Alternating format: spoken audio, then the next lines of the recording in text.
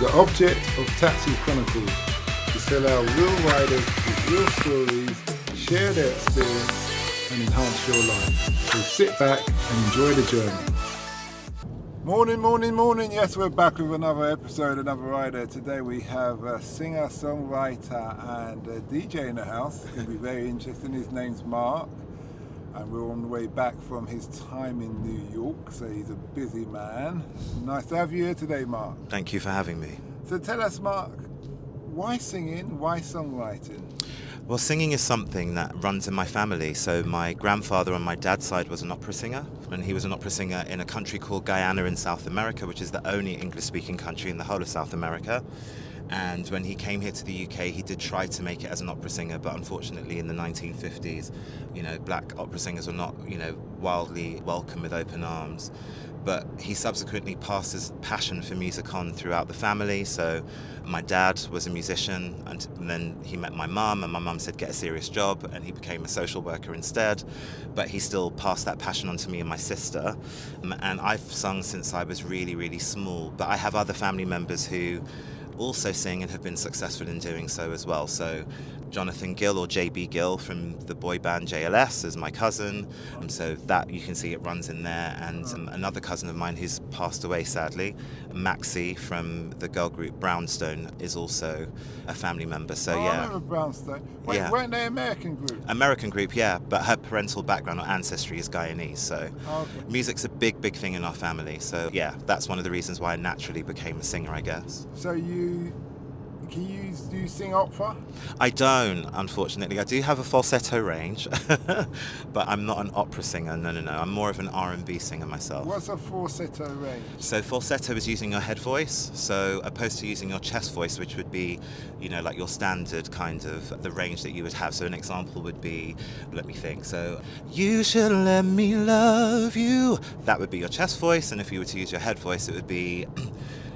let's think. You should let me love you, and that would be your. That would be your chest. That would be your head voice. Yeah. So you've written. What's your name in the? You've made music, yeah. I have, yeah. So do you sing your own music, or you I write for other do. people? So a bit of both. So historically, I've performed my own music, been part of a boy band, and I've been on my own as a solo artist. As an artist, I'm known as Armstrong because that's my surname. But in terms of songwriting, yeah, I've written songs over the years and worked with many different people, and have to say I've been very blessed so far in the industry. Yeah. What's your most famous song that you've sung? Most famous song that I've sung? That you've made, the most successful song, I should say. Ooh, that's a hard one. If you're talking about a song that I've recorded, there was a dance record I did many years ago called Favourite Girl, which was originally sung by an R&B singer called David Hollister. Yeah, and I've then heard of it. Yeah, and I did a version of that with a dance outfit called Y Tribe, who are most probably best known for a track they did with Elizabeth Troy many years ago. So yeah, I did that with them, and that did really well. But then I guess another one that I did actually write on, that I sang when I was a wee teenager, is a song called If You Need a Man by a group that I was in at the time called Bon Garçon, assigned to those who know about the legendary West London nightclub entity called Rotation, who had legendary R&B nights at a place called Subterranea, and they subsequently had a record label which they signed us to. And it's weird because I was many years ago was on the beach in Tunisia minding my own business, and then suddenly heard my song that I was in with these guys wafting from a cafe, and I'm thinking I'm all the way in Africa and I'm hearing myself in a cafe. So yeah, that was quite surreal. Yeah, that must really stroke your ego. I'm a very humble person. I know that might sound quite strange to believe for someone that does music, because often we are tarred with the brush of that, you're all quite egotistical people. But no, I think it was more a thing of it reminded me that music is a worldwide thing, and it doesn't matter whether you're from the UK or you're from Tunisia, for example. Your music has an opportunity of reaching people all across the world. So that's the one thing that it definitely showed me. Okay, that's good. You've had an extensive music career. What have you learned that you wish you knew when you had started? Wow, that's a big question. What do I wish I knew now that I should have known then? I think I was definitely. I think all of us were at the time very fearless, but I think just taking no for an answer. I think there's something that you see within the children now, the youth of today in music, where they don't care. You know, someone says no, they're like, okay, well, I'm still going to do it anyway. And I think there was an apprehension for us of my generation where we would try and do something, but because the gatekeepers at the time, which were the major record labels and radio stations, not giving you access, we kind of just went, oh, okay, you know, rather than just saying, no, we're going to create our own scene, which is what these young people have done now. So I would definitely say be more fearless and just kick down more doors, because I think if we had done that collectively, the you know, especially black music in the UK would be much further on than it is now. It's amazing to see what they've achieved, but yeah, I definitely feel we would have had much more success back then. Okay. What age have you been singing since? Literally since I came out the womb, I think. No, I've been singing since I was really small. I mean, the earliest time I can recall would be in primary school and singing there. And I'd always sing and perform around the house, but I was quite shy in terms of performing in public. So performing for my family was never an issue, but performing in public was one. So yeah, I'd most probably say from around, the earliest I can remember be around 5, really singing for people. So your parents, your father and your grandfather have been the main influence for you? Yes, definitely, from a family point of view. From an artist point of view, I would say that Michael Jackson had a huge influence on me growing up, alongside the music that I grew up listening to at home. So, you know, mum and dad playing, you know, on a Sunday morning, which is typical in most black households growing up. You would hear your parents playing certain songs, so people like, you know, Luther Vandross, Sam Cooke, you know, Teddy Pendergrass, because that's one of my dad's favourite singers of all time. So yeah, a lot of kind of like the classic soul R&B singers of the day is something that I grew up listening to, and they've had a profound influence on me as an artist. Okay. For a younger person who's trying to break into the industry, what would be your word of advice for them? Never give up. I'd say never give up, keep going, study your craft. I think sometimes for a lot of young people, and I don't mean this to be in a patronising way, but because of the way that the industry's set up now, in terms of the fact that, you know, everything's pretty much led digitally, there is a kind of sense for some young people to think that they don't need to do much work. And what they fail to understand is no matter what you do, in order for you to be successful, you have to work hard at it. So you have to put the time in the studio. You should understand who are the producers, who are the songwriters, and as I said, yeah, really hone your craft and also to do with your social media as well, because you've got to think to yourself, you know, your social media is almost like a shop front window. You know, you're selling your product.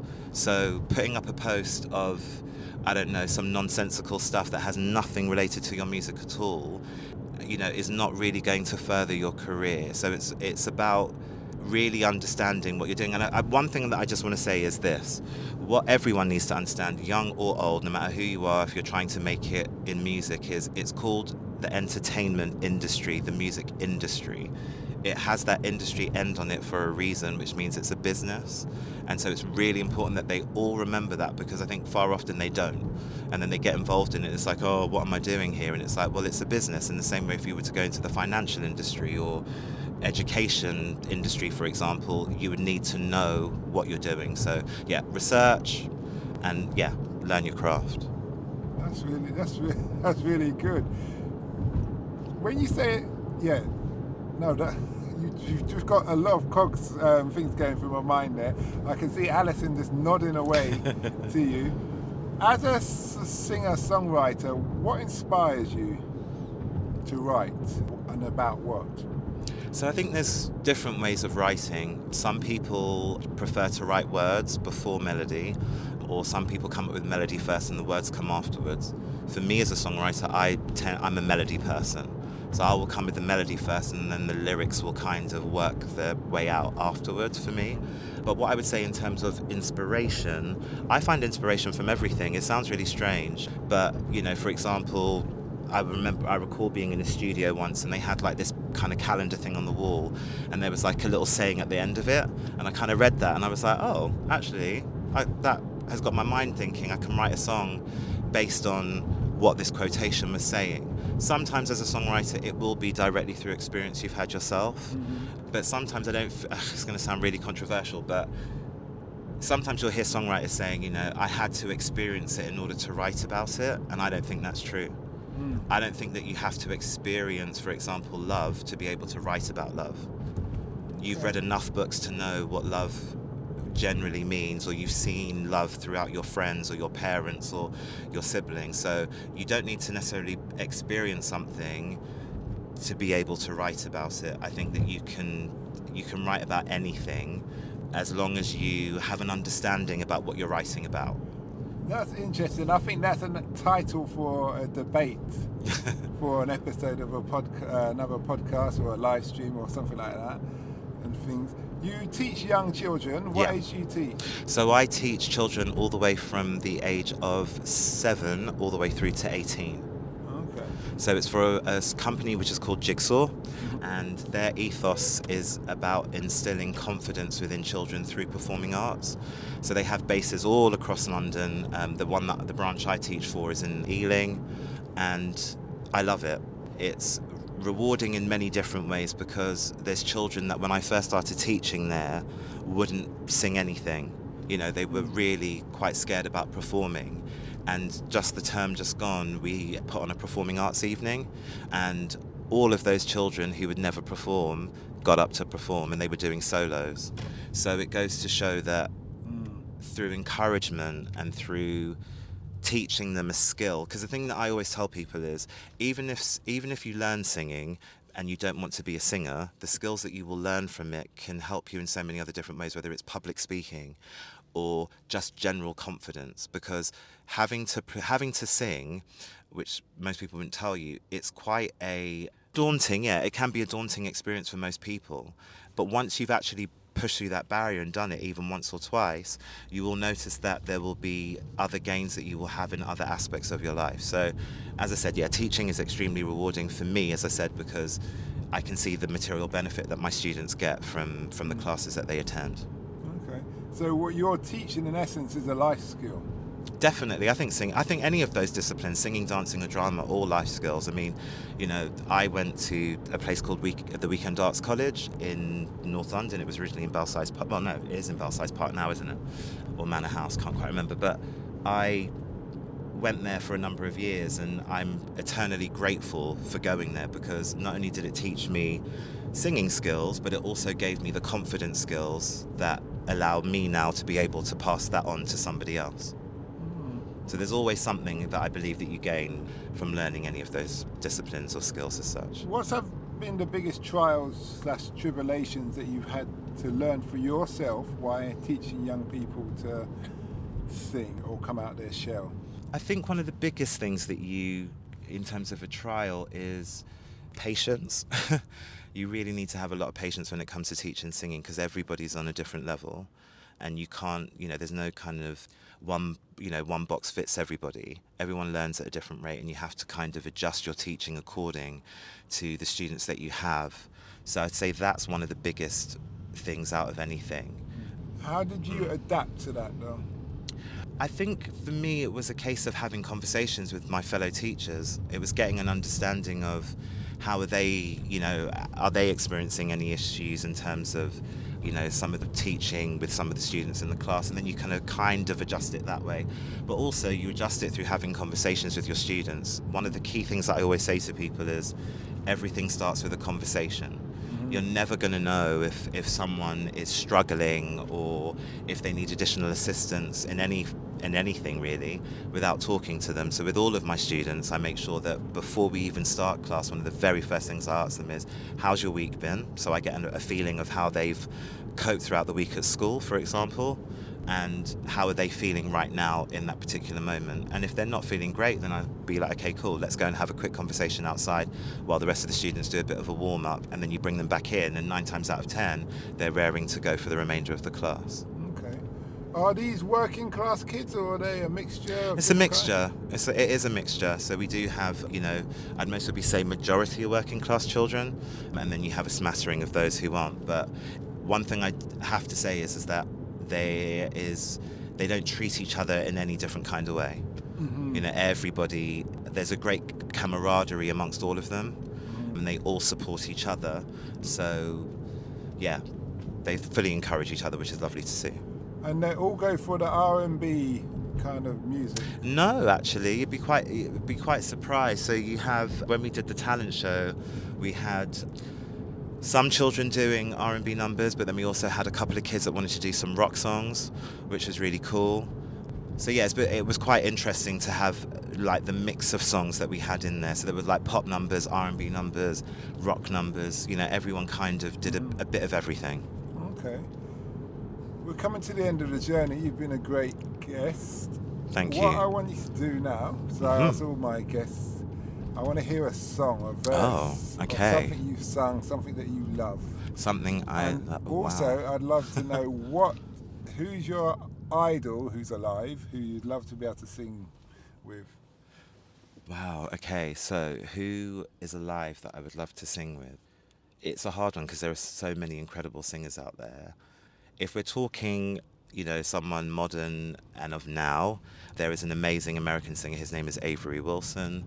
Can sing the house down, like literally that man can literally sing anything. So it'd be incredible to sing with him. But from an iconic point of view, I'd most probably say who's alive would be Stevie Wonder.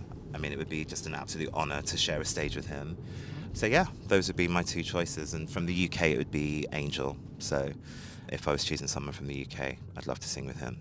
Okay, and now your opportunity to sell yourself. You don't know who's listening to this podcast episode. That's true. So is this a song of my own or a song? A song of your own. Song of my own. Okay. Let me have a think for a moment. I never thought that I would feel this way until you walked right in. I was caught up on dreams of yesterday until the walls caved in. Now you've turned my life around. Now I'm back on solid ground. You see, I'm grateful. You've made me able to fly again, to fly again. What am I to do to tell you just how beautiful you are? My guiding star. Oh, raindrops may fall, the sun may go away again, but you will remain my friend from here till the very end. Oh yeah, the leaves they may fall all around me, but inside I know that you're the only one I'll ever need. Oh, in your arms I see my destiny. That's very good, very good, very, very good. My last question to you, just one last one. If you could give the world a gift from your life experience, what would that be? If I could give the world a gift, can it be two things or it's just one? Maybe two, if you don't want to be that generous. Peace and happiness. Okay. I firmly believe that everyone in life should be happy. And whatever you decide what that happiness is, that is what it should be for you. And peace, because there's enough pain and destruction in the world. And yeah, we just kind of need to come together. I know that sounds extremely cliche, but that's my firm belief that, yeah, peace and happiness. Where can people find you? You can find me on Instagram at Armstrong Official, so ARMSTRONG Official. It's the same handle for Twitter as well. So yeah, you can find me on there. Yeah, hit me up, give me a shout. You want some songs written? Let me know. I'm also part of a songwriting collective called Secret Pen, so you can find us on Instagram as well at Secret Pen. And yeah, we can write absolutely anything. You've got pop, R&B, rock, gospel, you name it, we can do it for you. So yeah, give us a shout. Well, thanks a lot for that. Thank you. And we wish you well. And to our listeners out there, don't forget to check out our sister podcast, Africa Investor Stories, where we interview people from around the world who've invested in Africa and hear their true life experience from the ups and the downs about what it's like to invest in Africa. Have a nice day. We hope that episode enhanced your life. We post an interview every day as well as vlogging on our social media channels. Don't forget to subscribe to get our latest episode.